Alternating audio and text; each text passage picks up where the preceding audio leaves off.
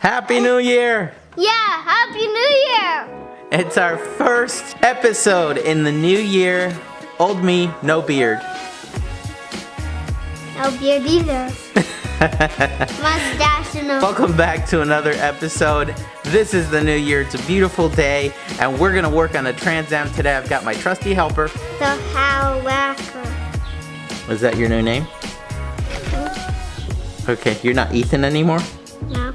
Okay, he's not Ethan anymore, but I'm still Danny.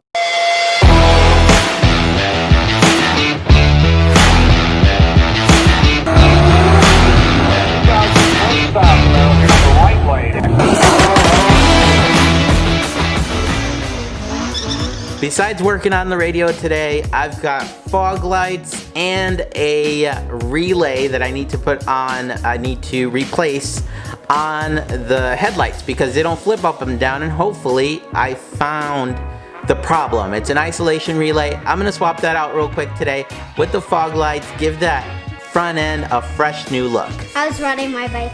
The model that I went with was just a plain old no-name brand MP5.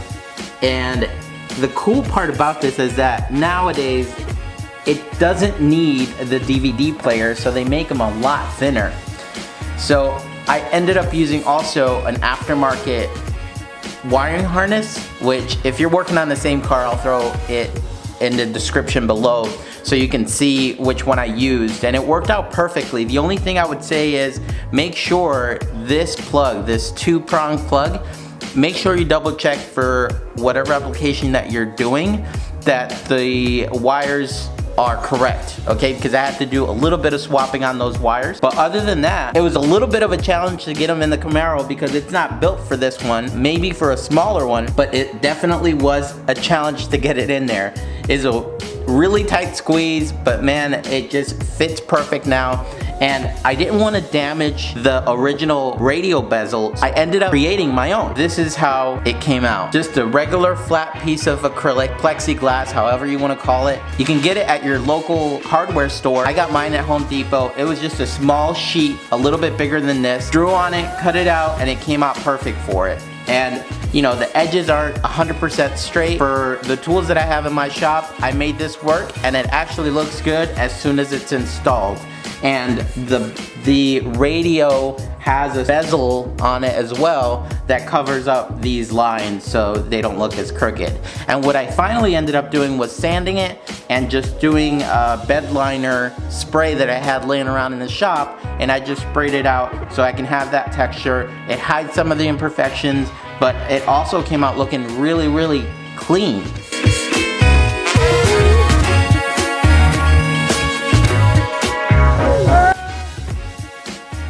Things that I liked about this radio is the sound quality was definitely there. It sounded a whole lot better than what a stock radio would sound. My car has aftermarket speakers, so that improves the quality of it as well. Let me get down to what I didn't like about the radio. This might seem small and petty, but the covering, it had a plastic cover for the screen to protect it, and that thing was on there. I mean, it was really stuck on there to the point where there's still some stuck inside like the corners and that kind of stuff. That's the only thing I didn't like. Besides that, the visual quality of it, on the screen, it's not the best, but it works. I wanted to make this an all-around video about this radio because if you want to spend about $45 on getting something inexpensive that works great, that's Bluetooth capable, and it works adequately with the Bluetooth, and it comes with a remote and a small little wireless remote that goes on the steering wheel, almost like you have steering controls, which I thought was awesome, and it doesn't look, you know, gaudy by any means. And to make this bezel, it was so simple to do, and it was about $6 I want to say at most to get the acrylic panel. They're generally in the area where you get like the glass for the glass doors. You can get regular panels, all kinds of pre-cut different sizes, and all I did was I left the protection film on it And that's what I drew on with a permanent marker to lay out exactly how I wanted the radio to go in there. Ethan, what's your favorite part about the Trans Am? My favorite part about the Trans Am is it has a cool radio and you can use your phone on the charger when it's connected. Hit that like and subscribe.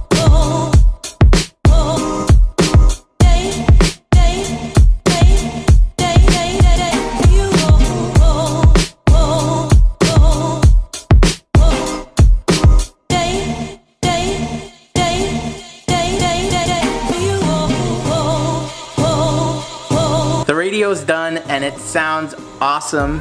And now I'm moving on to the what is called, I believe, the isolation relay. It looks like a regular relay, but apparently this is discontinued and it's really difficult to come by. As you can see, this one was in horrible shape, and I'm hoping this is the reason why the flip-up lights are not working. More than likely this is the issue, and we'll see. I'm just gonna tackle that while I'm on electrical wiring today.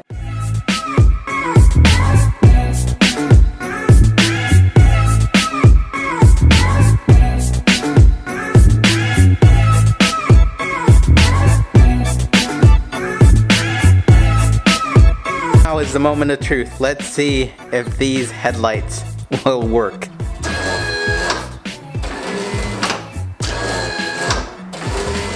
One of them works. As you saw, one of the headlights works. I checked out all the relays. Relays are good, so I believe the motor on the driver's side is bad, and that's gonna be a project for another day.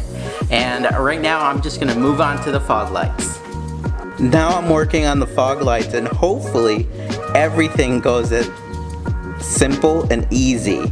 So I'm gonna show you exactly what I have to do to get these fog lights out and how I'm gonna put them together. Underneath the car on these Trans Ams, you're gonna find that this body kit or this spoiler is connected to the front, kind of like a covering underneath. And all you need to do is take these 3 bolts out. There should be one more bolt here, but as you can see, this broke at one point and somebody used this stuff. I'll use some zip ties or something, or make a bracket for it, make it look a little bit nicer. But that's it. That'll give you access to, let's see if we can get some light in here. And that should give you access to the fog light you can see right there. And what I'm gonna do is take the entire fog light assembly out, because I want to make sure that everything's mounted appropriately, and I'm going to check for the voltage and all that stuff, make sure it works, and put in everything so it looks like factory.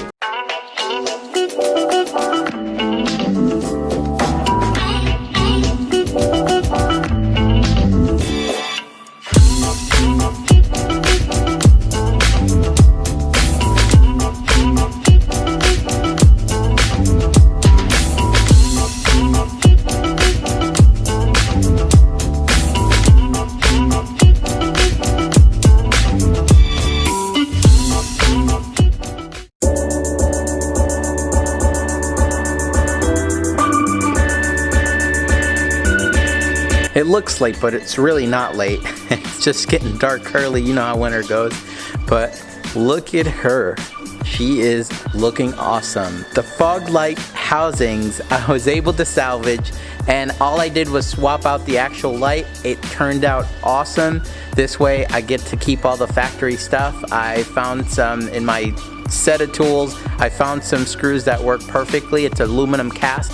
So you know, if you try to force any other type of screw that's not metric, it's just gonna break. But man, it is coming together. You know, the front end looks awesome like that. I still need to fix the other headlight, but it's coming along. If you like this video, give it a like and subscribe. I hope you enjoyed this one. This was just a quick video I wanted to make on, you know, putting the radio in, and it evolved into fog lights and that relay. But man, I am so happy with all the progress that has been going on. I will see you on the next video.